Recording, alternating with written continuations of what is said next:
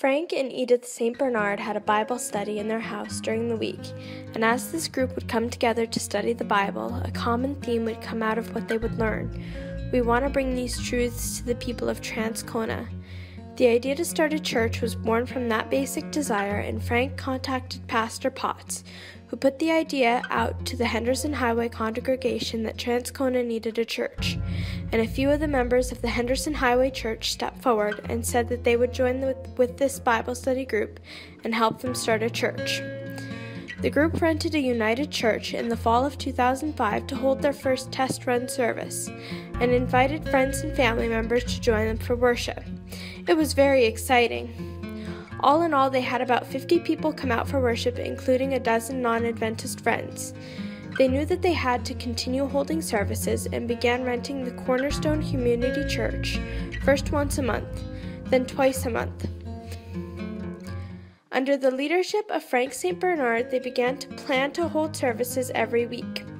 Finally, a grand opening was held at their rented facility on October 7, 2006. The order of service was a little different for this new church, with the worship service being held first and the Sabbath school being held second. That way Pastor Potts could preach at both Henderson Highway and in Transcona. The group was organized into a company in March of 2008 with 22 members. They would hold an evangelistic series each year to help grow their congregation. In 2009, there was a visitor to the service. A man claiming to have just moved to Winnipeg who was scoping out churches for his wife and daughters. No one thought too much of it. Frank chatted him up at potluck after, and the man mentioned to Frank that he thought the church was on sale and that we should look into buying it. We didn't hear from the man after that, but Frank checked with the owners of the Cornerstone Community Church, and sure enough, there had been talk of selling the church. To this day, we're sure the man was an angel sent by God to tell us to buy the church. Fundraisers were held, and in November of 2009, the conference received a letter from the church board and Pastor Potts indicating the company's desire to buy the church. After a time of consultation, inspection, and preparation of a formal application to the conference, the Mansask Board of Directors voted to approve the purchase. On Thursday, April 10, 2010, the Transcona company had their new home, a place that they could invest in and welcome the community of Transcona into. Next on our agenda of things to do was to remodel the church. Every spring during the thaw, the basement flooded and there was work to do on the roof. As well, the foyer and pastor's office needed to be expanded to make the job of greeting on the Sabbath an easier task. So Stephen Renshaw designed a new foyer for the church, which was about 10 times the size of the old one, and in this design the pastor's office was moved to the back of the church. This renovation was approved by the conference in June of 2010, and the renovations went forward. A handicapped washroom was added to the main floor to complete the addition.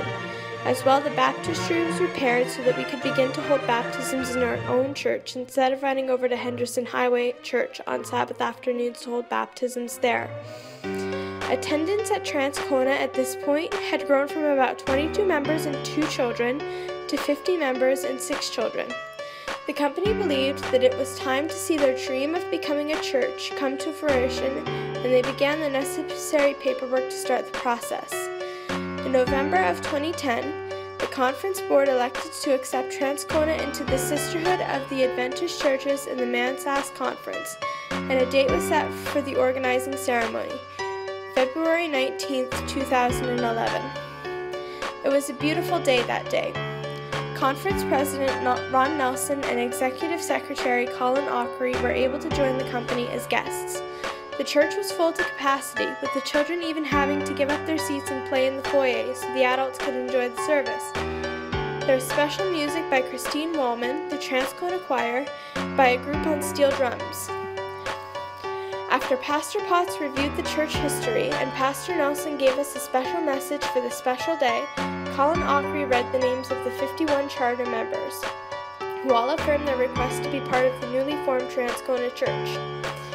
At the end of 2011, Pastor Potts was called to work for the conference full-time as church planter and ministerial director, leaving a vacancy at the Transcona Church.